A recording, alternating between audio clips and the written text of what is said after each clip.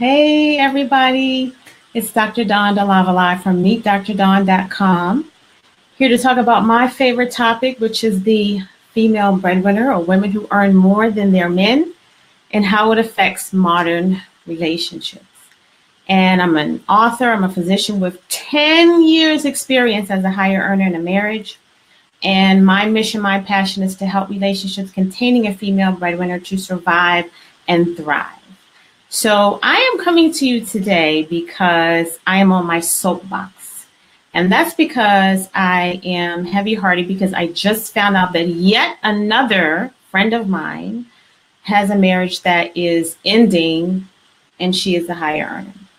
So this is the sixth friend of mine that this is happening to, who happens to be the higher earner in her relationship. So when I tell you that I feel like we are in a crisis, I am very serious about that because it's happening all around my personal network. And that's why every day I'm so committed to this topic and trying to do what I can to try to help our relationships. So I called this today, Female Breadwinners Have 99 Problems, because that's certainly how it feels. We have unique struggles, unique challenges that we deal with every single day. And a lot of times, no one knows that we're dealing with it. We're not sharing with anyone. America doesn't understand us. Our men don't understand us. And we kind of just exist in the shadows. And that's just not working for us, right? We have to start to do things differently. So when I said we have 99 problems, I'm actually going to just give you 20 right now that just flow off the top of my head. Okay. Number one, men are intimidated by us because they feel like they don't have anything to add to our lives simply because they don't earn as much as we do. Number two, men suffer with low self-esteem because they feel like they don't measure up because they may not have the same education or same career, background, income, whatever. So there's low self-esteem, low self-worth. We feel guilty. This is number three. We feel guilty because it's our fault that we are somehow putting our man in this position. All right. Number four, we feel ashamed and we feel alienated because there's no one we can talk to, right? We are hiding all of this from our family, from our friends, and we feel like that there's no one that we can talk to. That's a very, very lonely way to live. Five, our achievements are not celebrated. We don't have cheerleaders all the time in our men because if that man is not at ease, at peace with you earning more or being more educated or being more accomplished, he is not going to celebrate all of your wins and your promotions and accolades. So some of us just start hiding those things. And I've talked about that on previous videos. Moving on, we're drowning, right? Some of us are drowning. We feel like we're drowning because we're overwhelmed with just all of it. Some of us feel like failures because our relationships are very different from our parents. And somehow we feel like we got off track. We, went the wrong way. We made some wrong choices because our relationships look different from what we saw growing up. Some of us are resentful because we can't be stay-at-home moms, right? We have the baby. We want to stay home like, the traditional wife, but we can't because our income, our career is keeping the household afloat. So there's resentment that comes with that. We get frustrated when some of our husbands or boyfriends may have what we think is low ambition, right? They're just not hustling as much as they could or as much as we would like them to. A lot of us struggle with that. Sometimes we feel mistreated because our mates are not doing more around the house to help out with the kids or with the cleaning or the cooking. And we feel like we're working hard, we're taking care of everything, we're getting home late or we're traveling. The house is a wreck or a mess because our husbands are just not contributing, some of them, certainly not all of them.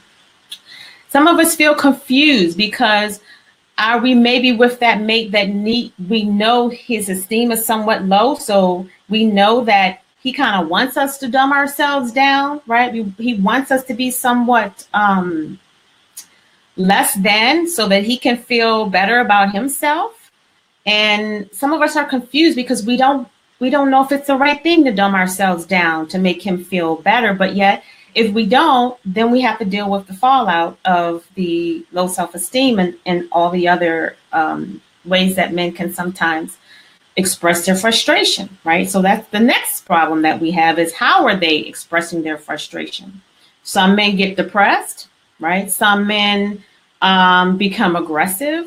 Some men step outside of the relationship and have affairs. And some men are even abusive, right? There are some women who are dealing with physical abuse because she is the higher earner in the relationship. There's other men that just simply withdraw from the whole situation. They just step away from her and from the family. There are some of us who are feeling taken advantage of when it comes to money, right?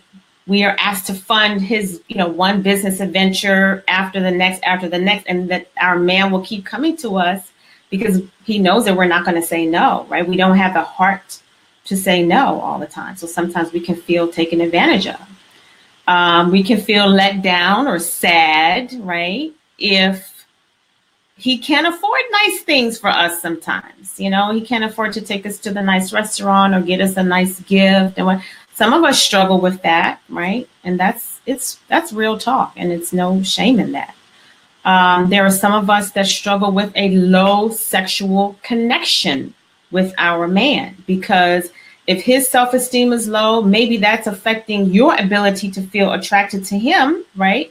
His sexual prowess is just not there anymore.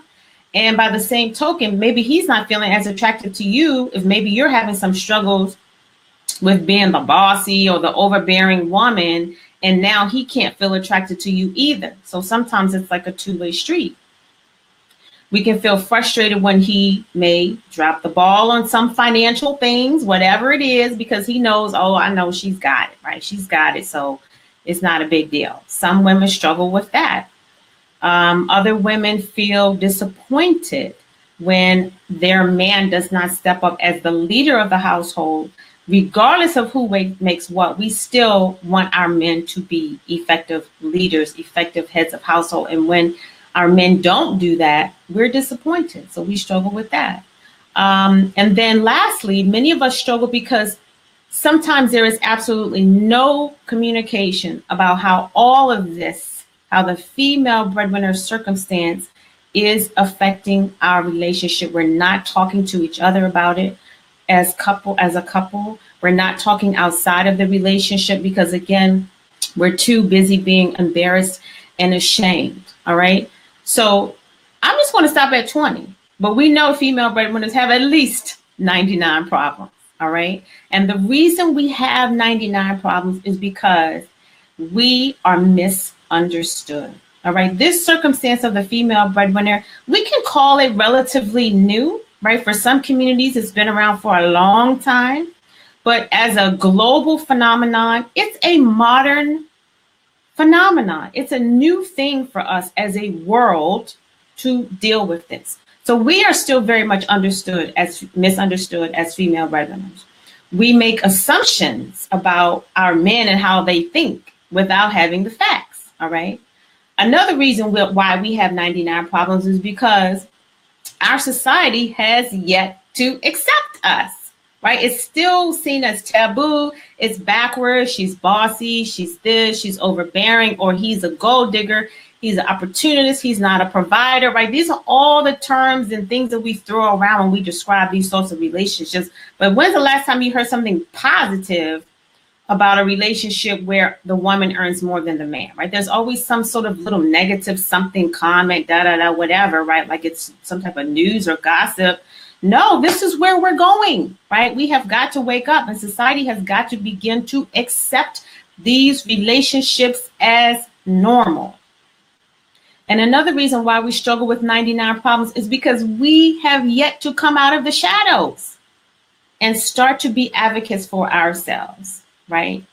How can you move towards solutions and you don't really have the courage to admit that, hey, that's my situation. That's my circumstance, right? That's the way my marriage is. How many of us are still hiding, are still feeling ashamed? A lot of us are.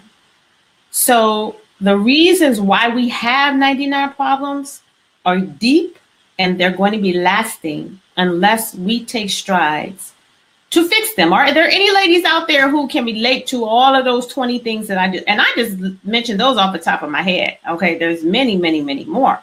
A lot of women are struggling with this. So being a female breadwinner is not easy. And like I said, the reason why I wanted to come on today is because, like I said, another friend's relationship has bitten the dust. And like I'm at the point where I'm just like, I'm sick of it all. Meaning it's time to make a change. All right.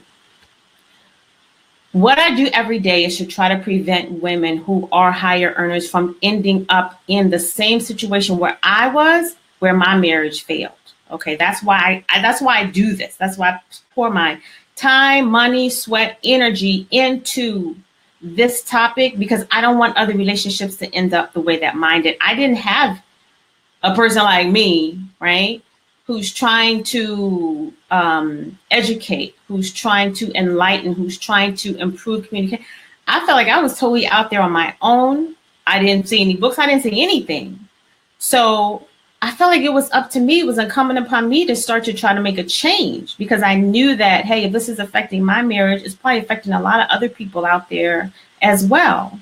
So that's one of the reasons why I was one of the first people to write about this topic. Not the first, but one of the first. And here's my book here called She Makes More Inside the Minds of Female Breadwinners, is because, again, it contributed to the demise of my marriage. And I just was not going to sit back and allow it to affect us as a nation, right? We have to start to make a change.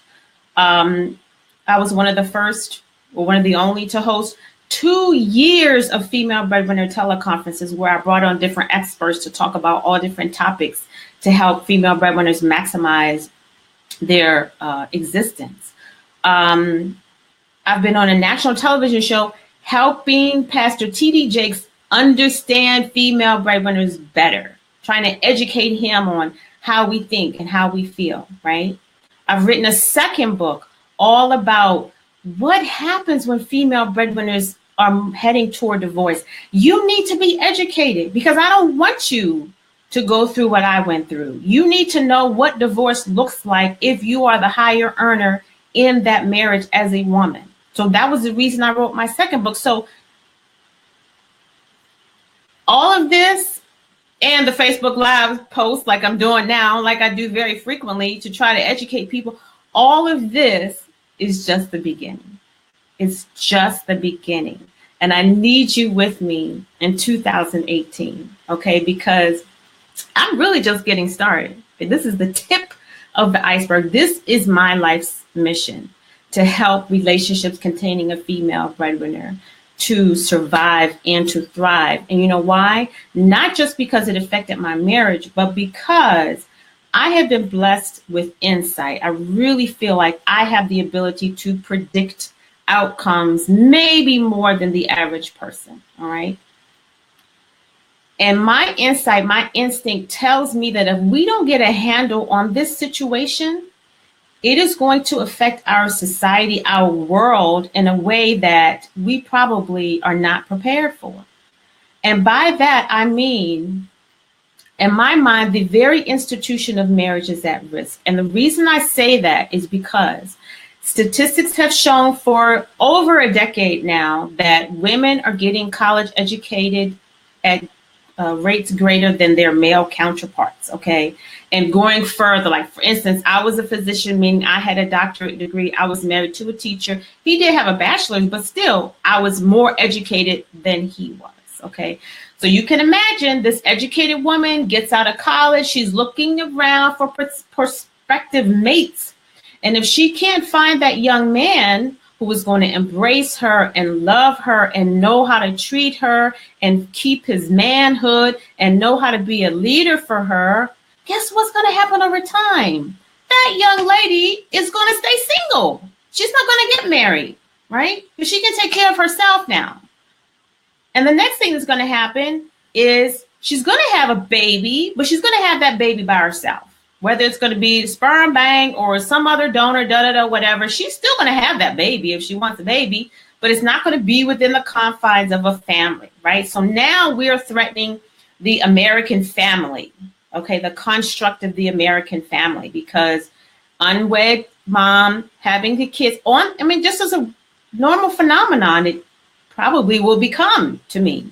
Now, I'm not making any sort of judgment about unwed mothers because I know it happens all the time and, you know, it is what it is. But what I'm saying is, if that educated woman, young woman, cannot find that mate to understand and connect with her, she can take care of herself, and she will, right? So what I want us to all understand is that we are on the brink of the society that we know, the construct that we know of families, of marriage, starting to unravel because we simply can't wrap our arms around this female breadwinner phenomena, in my opinion, all right? And this is not even just about us, okay? Think about our kids, right? So when we grew up, we saw our parents, whether they were married or grandparents, we saw a certain construct, and in our minds, that's what was normal. That's what we were going to aspire to, right? So when our kids, my son, your daughter, when they see relationships with a woman as a higher earner, they have to see us getting this right because they're looking at us for answers, all right? So will they be able to find love and peace and happiness in a marriage where the woman earns more? Because like I said, women are kicking butt when it comes to college education, career preparedness, salaries. We're busting through glass ceilings, CEO, president, almost president of the United States, right? Women are not playing around. And our men have to know how to still deal with us and love us. And we have to know how to do the same for him when we're the higher earner. So what we don't want to happen is that we all keep our heads in the sand, keep doing things the same way like our parents and our grandparents, which does not apply to our relationships if the woman is a higher earner. And if we don't take it seriously, we are failing our children because we're not giving them the right role models. We're not giving them the right advice, and we're not showing them that these relationships can be healthy because that may be their situation in 20 years, 30 years, 15 years, whatever it is. It's going to take us as a society to tackle this and to fix it. So you may be asking yourself, well, what is it that I can do? How can I help? Well, I have an answer for you. First thing you can do is start educating yourself, right? About how this woman thinks, about how she feels, about how she wants to be loved, about, you know, what makes her tick, right? We've got to understand this woman as a collective because she is a new breed of wife. She's new. We got to start to understand her, right? Men need to understand how to be a leader for her, okay? I talk about all of this in my book. All right. It's called She Makes More Inside the Minds of Female Breadwinners. And I'm not up here just trying to sell my book. There's other books out there, too, that you need to educate yourself with. Things like The End of Men by Hannah Rose. And there's another book called The Richer Sex by Liza Mundy. And then there's one or two others. So this is not just about me. This is about educating yourself about this type of woman. All right. Also my Facebook page. My Facebook page is called She Makes More. I have curated a library of articles, of videos, of things that are really describe the female breadwinner phenomenon and circumstance, right? Helping society understand her. It's on my Facebook page. I post stuff every day about this, right? That's another way you can get educated. Once you feel and then Twitter page is at Meet Dr. Dawn or at Dr. She Makes More. Again, these are articles. This is information. This is cutting edge stuff that we need to know about this woman. What's happening in France? What's happening in Australia? It's happening all around the world, not just here. This is going to change our everything that we know about marriage. All right.